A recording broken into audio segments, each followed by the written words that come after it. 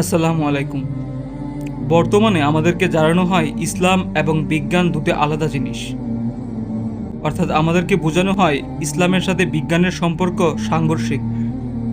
কিন্তু একটা সময় এই বিজ্ঞানকে উন্নতির সর্বোচ্চ শিখরে পৌঁছে দিয়েছিল ইসলাম।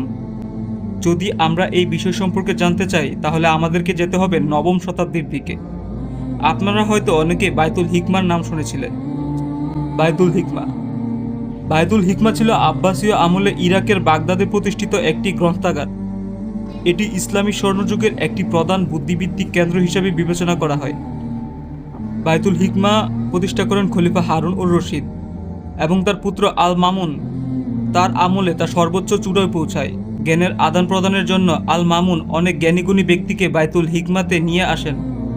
নবম থেকে 13তম শতাব্দীর পার্সিয়ান ও খ্রিস্টান সহ অসংখ্য পণ্ডিত ব্যক্তি এই গবেষণা ও শিক্ষা প্রতিষ্ঠানের সাথে জড়িত ছিল। আরবিতে গ্রন্থ ও অনুবাদ ও সংরক্ষণের পাশাপাশি পণ্ডিতরা বিভিন্ন ক্ষেত্রে মৌলিক অবদান রাখেন। তৎকালীন সময়ে পৃথিবীতে সবচেয়ে উন্নত আলোচনা করা হতো এই বায়তুল হিকমার মধ্যে। আমরা অনেকেই অ্যালগোরিদম বা আলজেব্রার কথা শুনেছি। আপনি হয়তো জানেন বর্তমান টেক দুনিয়া এই অ্যালগোরিদম বা আলজেব্রা ছাড়া চিন্তাও করা যায় না। আপনি কি জানেন সেই অ্যালগোরিদম আবিষ্কার করেছিল কোনো এক মুসলিম মনীষী? আমরা যদি মুসলিম মনীষীদেরকে খুঁজি, সহজ একটা নাম আমাদের মাথায় আসে, সেটা হচ্ছে আল বেরুনি।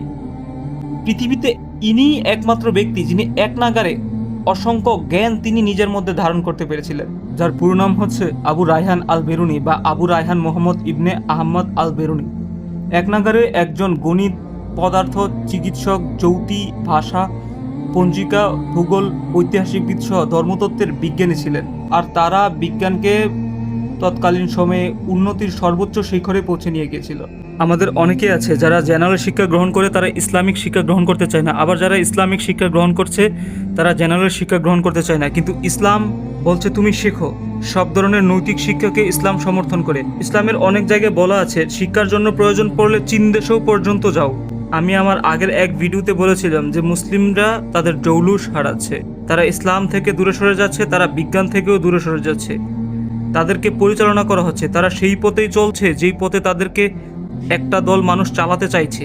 একটা সময় যে মুসলিমরা বিজ্ঞানের বিপ্লব ঘটিয়েছে, আজকে তাদের নাম পর্যন্ত আমরা জানি না। বর্তমানে আমরা বাতাসকে ব্যবহার করতে শিখেছি। দেখুন, এই বাতাসের ব্যবহার সম্পর্কে কিন্তু ইসলামে পূর্বেই বলা আছে। আমরা যদি সুলাইমান আলাইহিসসালামকে পড়ি, তার জীবনী পড়ি, তাহলে আমরা খুব সহজেই বুঝতে পারবো আল্লাহ তাকে বাতাসকে ব্যবহার করার ক্ষমতা দিয়েছিলেন। এবং বর্তমানেও আমরা বাতাসকে ব্যবহার করতে শিখছি। যেমন বাতাসকে যাতায়াতের কাজে ব্যবহার করা, বাতাস থেকে বিদ্যুৎ উৎপন্ন করা, এ জাতীয় ছাড়া আরও অসংখ্য কাজে আমরা বাতাসকে ব্যবহার করেছি। এছাড়াও আরও অসংখ্য জিনিস যা ইসলাম বিজ্ঞানকে দিয়েছে। আমি আরও অনেক কথা বলতে চাই, যেগুলো হয়তো আমি আপনাদেরকে এখন ভালো করে বোঝাতে পারবো না। তো সেই বিষয়ে পরবর্তী কোনো ভিডিওতে আপনাদের সাথে কথা বলবো। ততদিন পর্যন্ত ভালো থাকবেন। আল্লাহ হাফেজ।